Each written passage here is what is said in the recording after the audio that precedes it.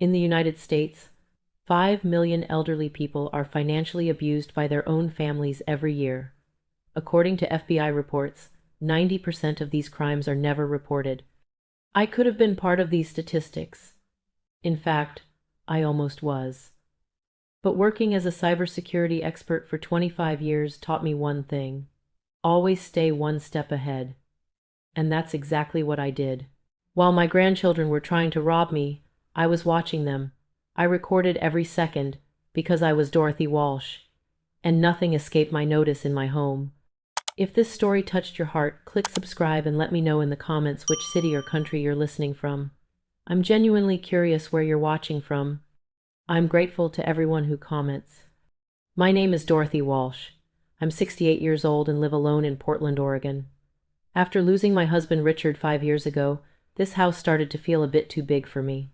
But I never considered selling it, because this house wasn't just a building. Every corner held a memory. The living room where Emma took her first steps, the front yard where Jake learned to ride his bike, my daughter Sarah's high school graduation party. But here's the thing: life changes. People change. When the doorbell rang that Friday, it was 3:47 p.m. How do I know it so precisely? Because everything was recorded. Everything. When I opened the door, Emma and Jake were there. Emma was now 16, long brown hair, perfect makeup, and wearing a sweater that cost at least $200. Jake was 14, headphones around his neck, eyes glued to his phone.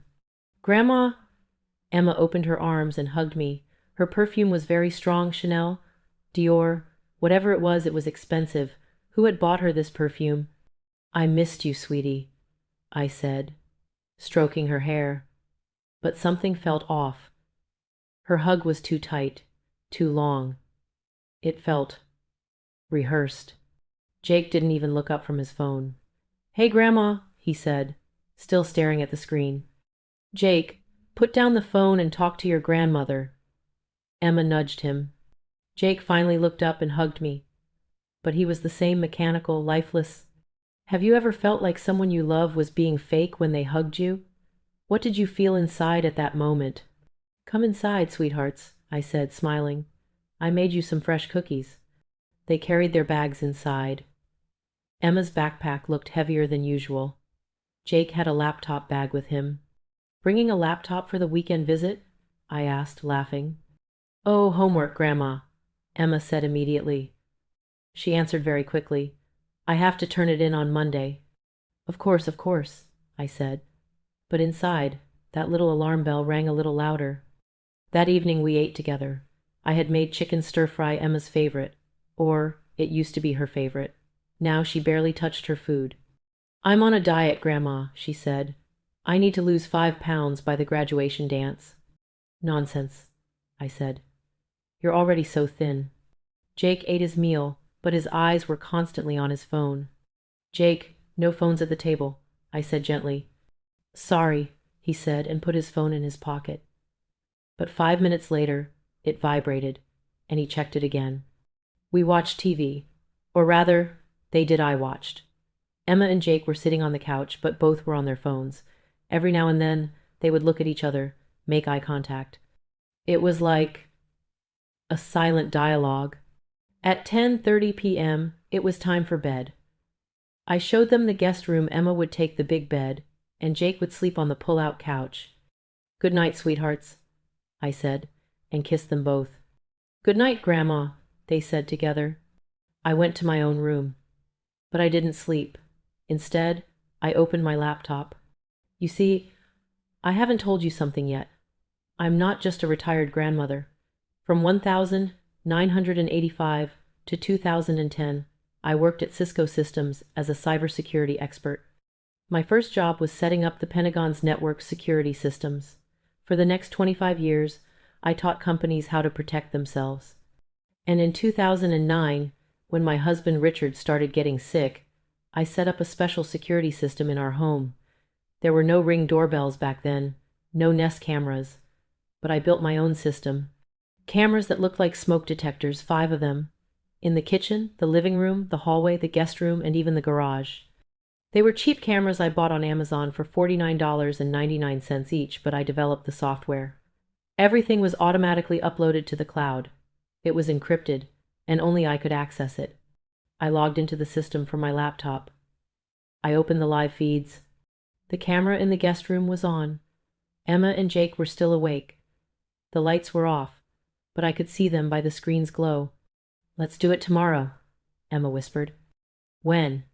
Jake's voice trembled. "After breakfast tomorrow. I'll say I'm going to do yoga. Go outside. We'll have 30 minutes. "Emma, are you sure? I mean, this grandmother?" "Jake, what did my mom say?" "We're just looking. We'll find the bank details and take notes. That's it. We're not hurting anyone." My heart stopped. Right there, in that moment, it stopped.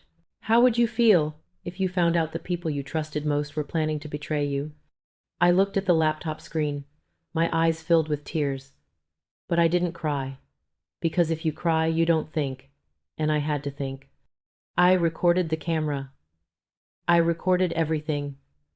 Then I opened other recordings, today's recordings. 4:23 p.m. Emma was opening her bag. There was a notebook inside. It said, "Plan on it." 6:45 p.m. While Jake was in the bathroom, Emma had looked into my study. She had quickly glanced at the desk and opened the drawers. At 9:15 p.m., while the two of them were talking in the kitchen, Emma said, "Mom's right. There's no problem with this. She's old and forgetful. She must have notes." I shut down my laptop. I sat in the dark and thought, Sarah, my daughter Sarah. Did she plan this? Why? Money? They hadn't really been in touch for the past 2 years. They didn't even come for Christmas. "We're busy, Mom," Sarah had said on the phone. "But we'll come soon." And now they were coming. But not for love, for money. So what was I supposed to do? The next morning I got up at 7:30 a.m. I acted normally. I made breakfast pancakes, eggs, fresh orange juice. "Good morning, my dears," I said sweetly, as if I hadn't heard anything. "Good morning, Grandma," they said. Emma's eyes were avoiding mine. Jake ate his pancakes, but didn't say a word. "I'm going to do yoga in the park this morning," I said.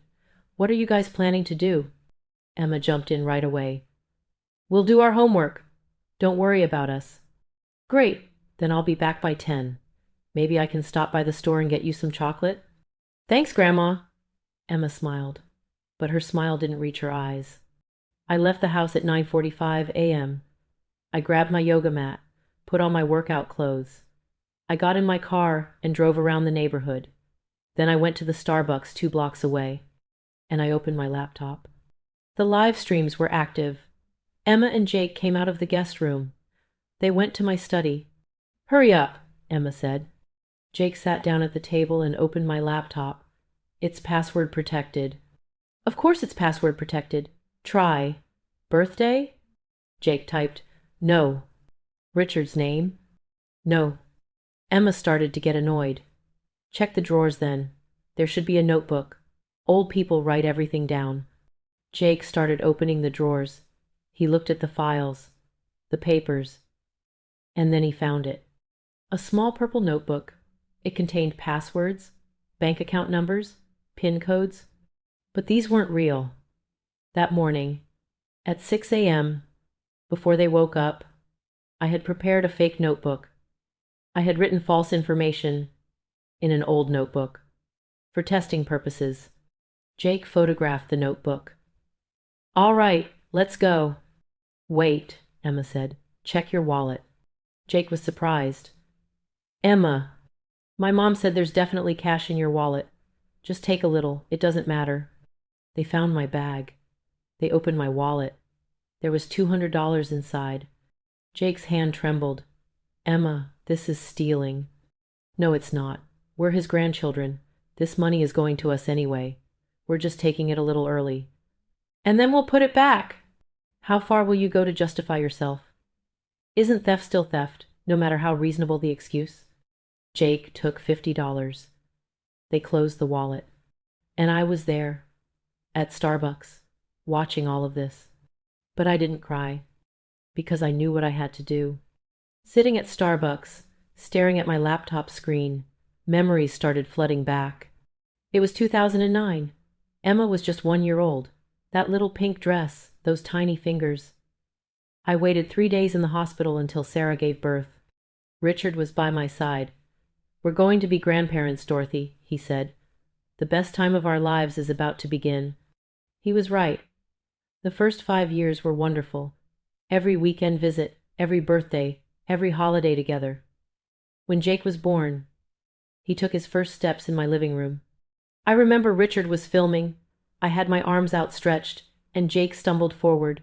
He fell. He cried. But then he tried again. "Grandma's brave boy," I told him. But then everything changed. In 2018, I lost Richard. Heart attack. Sudden, brutal. At the funeral, Sarah cried. "Mom, I'll take care of you," she said. "You're not alone." But 6 months later, the calls became less frequent. The visits stopped. "Work is really busy, Mom," Sarah would say. "Michael's company is going under. The stress is too much." Michael, Sarah's husband, a tech entrepreneur, or so he said.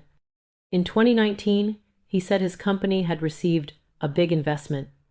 They had bought a new house in Lake Oswego, overlooking the lake. But in 2022, something went wrong. Sarah called one day crying, "Mom, Michael's company went bankrupt. We lost everything." "How much money do you need?" I asked. "No, Mom, I don't want money from you. Just pray for us." But I sent it anyway. $15,000. Emergency fund. I wrote on the check. Sarah thanked me. But we never spoke about it again. And now, sitting at Starbucks, watching my own grandchildren rob me, it all made sense. When your family decides to use you instead of asking for help, is that still a family? I closed the laptop. I had a plan now. But first, I needed to make a call. "Marcus Webb, law firm," my former colleague answered. "Marcus, it's Dorothy." "Dorothy Walsh. My goodness, how many years has it been? How are you?" "It would be a lie to say I'm fine, Marcus. I need to show you something. Can we meet this afternoon?" I sensed the change in his voice. "Seriously?" "Very serious. Be at my office at 2 o'clock. I got home at 10:30. I had to act normal. I had to smile. Like their smile's fake but convincing. "I'm home," I called out as I walked in the door. Emma and Jake were sitting in the living room. Both were on their phones. They were trying to look very normal. "How was yoga, Grandma?" Emma asked. "It was wonderful, sweetie. I chatted with a friend I met at the park. And I bought you some Lindt chocolate." "Thanks," Jake smiled. It felt like a genuine smile for the first time. Maybe he felt guilty? "I'll make you lunch," I said. "Would you like a sandwich?" "That would be great." While making sandwiches in the kitchen, my mind was forming a plan. I would show Marcus the recordings. But then what would I do? Go to the police? Have my grandchildren arrested? No. They're the victims. The real targets are Sarah and Michael. After lunch, I said, "Sweethearts, I have an appointment with an old friend this afternoon. I'll be back at 5. What are you two planning to do?" "Maybe we'll go to the mall," Emma said. "Is that okay?" "Of course. Here are the car keys." I gave her the keys to my old Honda. "Drive carefully." After they left, I headed out too. Marcus's office was downtown. I had all the records ready on my laptop, video files, audio recordings, timestamps. Marcus was 62 years old, tall, with gray hair. We had worked together at Cisco. He was the company's legal advisor. "Dorothy," he said, hugging me. "It's good to see you. But your face, something's wrong." "Sit down, Marcus, and watch." I opened the laptop. I showed him the recordings. Emma and Jake talking, breaking into my study, taking money from my wallet. Marcus's face darkened as he watched. "Oh my God," he murmured. "Dorothy, these are your grandchildren." "I know." "Are you going to the police?" "I don't know. I don't want to send them to jail, Marcus. They're children. Someone manipulated them." Sarah. Marcus leaned back. "Okay, your options are, first, go to the police. It's theft. But you're right, they're young. They'll probably just get community service. But it will be on record. It will affect their future." "No." "Second, do nothing. Try to forget it. But then they'll come back and maybe take more." Absolutely not. Third, Marcus paused. Third, you play smart. You send Sarah and Michael a message. You get them under your control. But you need proof for that. More proof. How? Marcus smiled. That old sly smile. You set a trap, Dorothy. You're a cybersecurity expert. You know this better than I do. You catch them red-handed. But how? Marcus took out a pen and paper. Listen. Marcus's plan was simple but effective. Open a fake bank account, he said. A new account, with only $500 in it. And write down the details. In a notebook. Leave it out for them to find. Then what? Then wait. If they try to access the account, and they will notify the bank. Report it as attempted fraud.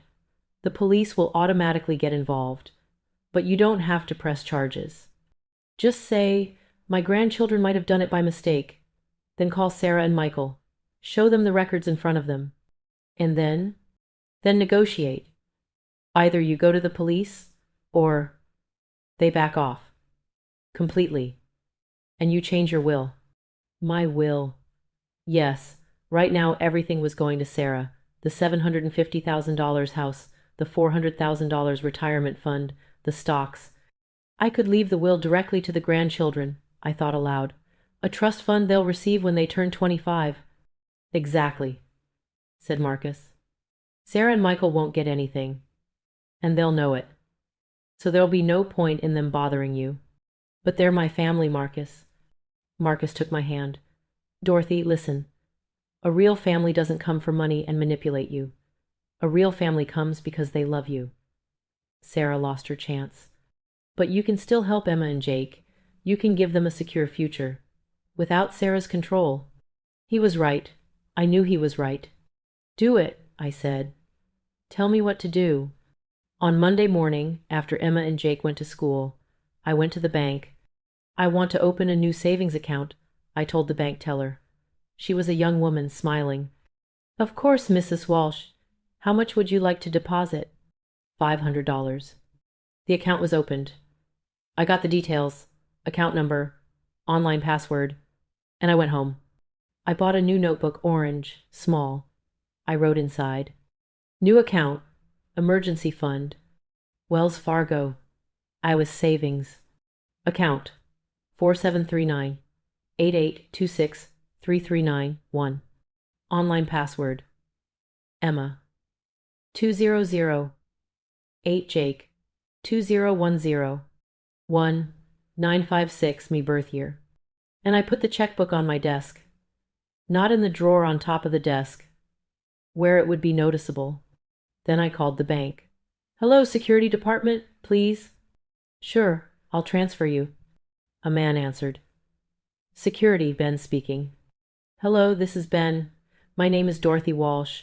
I have a savings account ending in 4739. If there is any suspicious activity on this account, I would appreciate it if you could call me immediately. Someone may have stolen my information. Understood, Miss Walsh? I'll place a warning on your account. We'll call you if there's any online login attempt. Thank you. The trap was set. Now it was time to wait. Emma and Jake were very quiet when they came home that evening. They didn't speak at dinner. Jake didn't even finish his meal. Is something wrong, sweetie? I asked. No, just... School is exhausting, he said. But I knew. Guilt. Their consciences were troubled. Are there things you regret but can't confess? How did the guilt grow inside you? On Tuesday morning at 10:15, my phone rang. Mrs. Walsh, this is Wells Fargo Security calling. My heart raced. Yes? There was an online login attempt on your account. The IP address was from Portland. The password was entered incorrectly 3 times, then the account was temporarily locked. Was that you? No, it wasn't me. I see. Should we notify the police? No, wait. First, I need to talk to my family. I'll get back to you in a few hours. I hung up the phone. My hands were shaking. They had done it.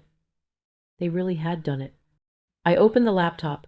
I looked at the live feeds. Emma and Jake should have been at school, but wait a second. The camera in the guest room showed that Emma was at home. She must have left school early, saying she was sick.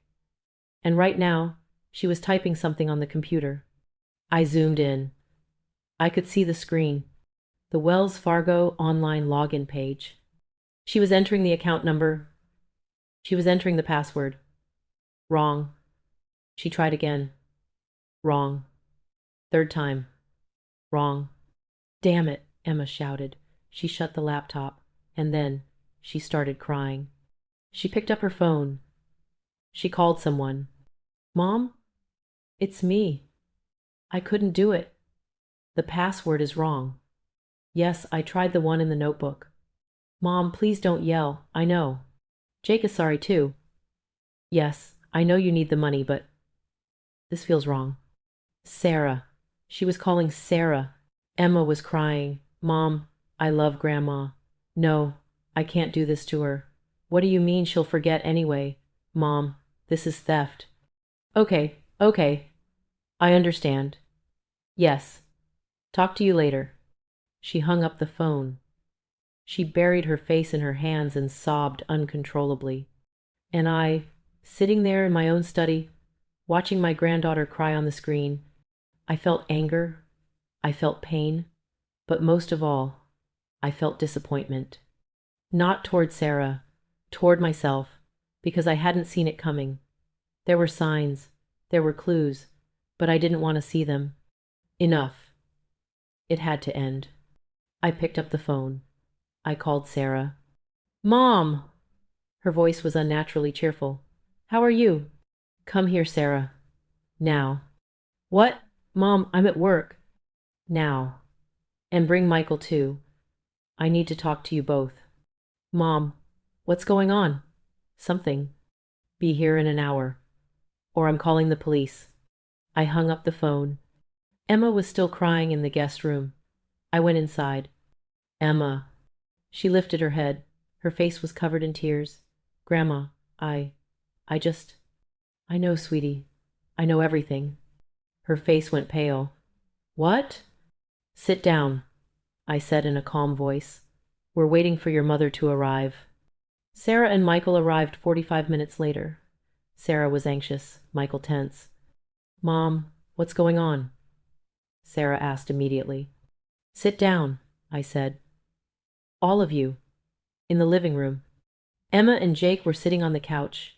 Both had their heads bowed. Sarah and Michael were on the armchair. I brought my laptop. I placed it on the coffee table. What are we watching, Mom? Sarah laughed nervously. A family movie? Sort of, I said. And I pressed play. The scene of Emma and Jake's nighttime conversation began on the screen. Let's do it tomorrow. When? After breakfast tomorrow, I'll say, I'm going to do yoga, then go out. Sarah's face changed. She turned pale. The video continued. Searching my study, taking money from my wallet, attempting to log into Emma's online banking. Then the voice recording. Emma's phone conversation with Sarah. Mom, please don't yell. I know you need the money, but this feels wrong. The video ended. The living room was deathly quiet. Jake was crying. Emma was frozen. Sarah had buried her head in her hands. Michael wasn't saying anything. What are you going to say, Sarah? I asked. My voice was calm, cold. Mom, we just what? Did you rob me? Did you force your children to rob me? I didn't force them. Sarah jumped to her feet. I just wanted you to. Just look at them, to see if the brackets are really there. You're getting old, Mom. Maybe you're forgetting. Maybe someone is deceiving you. So, this was for my own good? Yes. Liar. Sarah froze. I spoke with Marcus Webb, I said. My lawyer. He saw the records, and he explained my options to me. Mom, please. Shut up and listen. Sarah sat down. For the first time in years, my daughter was afraid of me. Option 1.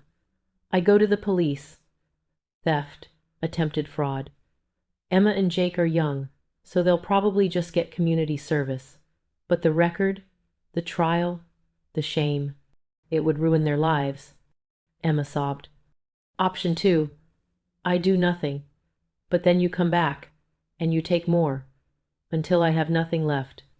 Mom, I swear I won't. Option 3, I said, cutting her off. I'm changing my will. The living room fell silent again. What? Sarah whispered. I'm changing my will. Everything, the house, the money, the accounts, goes directly to Emma and Jake, but it's in a trust fund. They won't have access to it until they turn 25. And Marcus will be the trustee. You won't have any control, Sarah. None. You can't! Sarah screamed. I can. And I will. I'm your daughter. I deserve that money. Why? Because you manipulated me? Because you used your children against me? Sarah started crying. I didn't know if they were real tears or fake. Michael finally spoke. Dorothy, please understand. We're on the verge of bankruptcy. The house will go. The car will go. We've got almost... That's not my problem, I shouted. I gave you $15,000, Michael. You didn't even say thank you. And now you want more? It wasn't enough, Michael said quietly. Our debts are $300,000. 300,000. God. Gambling? I asked. Michael shook his head. Crypto, he said. I made a lot of money in 2021. Then, I lost it all. Everything. And I invested more. To make up for it. But, amazing. They weren't just thieves, they were fools too. Have you ever watched someone in your family completely ruin their own life? Out, I said. What? Sarah looked up. Out of my house, both of you, now. Mom, Emma and Jake are staying. I need to talk to them. But you, I'm done with you. I can't leave my children.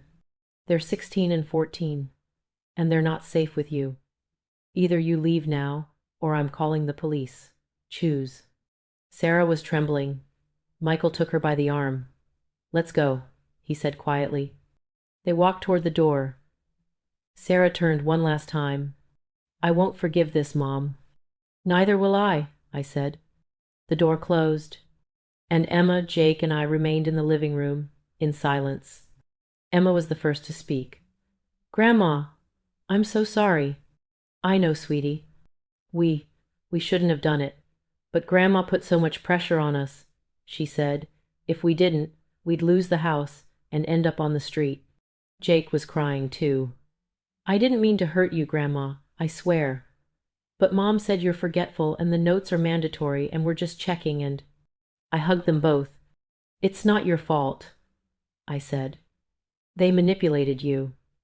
Your mom and dad used you. And that's unforgivable. We stayed like that for a long time. Then Emma asked, what happens now? Now, I said. You'll stay with me this week. I'll call the school, explain the situation, and Marcus will set up a meeting with a social worker. They'll decide where it's safe for you to stay. I don't want to stay with my mom, Emma said quietly. Me either, Jake said. My heart broke, but at the same time, I found a little peace, because at least my grandchildren could see the truth. The following days passed quickly. Marcus changed the will. Emma and Jake would benefit from the trust fund when they turned 25. Sarah had no rights anymore. Social services came, there were long meetings, Sarah and Michael's financial situation was examined, gambling addiction, debts, instability. The result, Emma and Jake would stay with me temporarily, a 6-month trial period. If Sarah and Michael could get their lives together, therapy, financial counseling, stable income, then maybe the children could return. But until then, they were with me. Today is Emma's 17th birthday. I made a cake chocolate, her favorite. Jake helped with the decorations. Our home now truly feels like a family home. Emma is applying to college. Jake joined the basketball team. Both are going to therapy to work through the betrayal trauma. Sarah and Michael? They're trying. They're going to therapy. They've hired a financial advisor, but visits are still supervised. Every other week, for 2 hours, under the supervision of a social worker. Last week Sarah came. She cried, I'm sorry, Mom, she said, for everything. I was an idiot. And, and I deserved to lose you. You didn't lose me, I told her, but you lost my trust, and it will take years to regain it. She nodded. I know. Maybe one day Sarah could come back into my life. Maybe I could forgive her, but I couldn't forget. Never.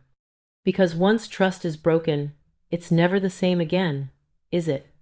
Today, as Emma cuts the cake and Jake blows out the candles, I sit and watch. The cameras are still on. The system is still running. Because I'm Dorothy Walsh. I'm a cybersecurity expert, and the only thing I trust now is my own eyes. But at least now, what I'm watching is happiness, love, a real family. Emma is looking at me. She's smiling. Grandma, the cake is perfect. Thank you. You're welcome, sweetie. Jake adds, and thank you for saving us. My eyes well up. Always, my dears, always. Because, after all, I'm not just a grandmother. I'm a protector. And the cameras? They're just my tools. My real power is my love, my boundaries, and my unwavering determination never, ever, ever to succumb to manipulation. In America, 5 million elderly people are abused by their families every year. But I wasn't part of that statistic because I was careful, I was smart, and most importantly, I was ready. What about you? Are you ready? If this story resonated with you, please subscribe and share in the comments which city or country you're listening from. Every comment is invaluable to me. And remember, family is love. But love doesn't have to be limitless. Protect yourself, always.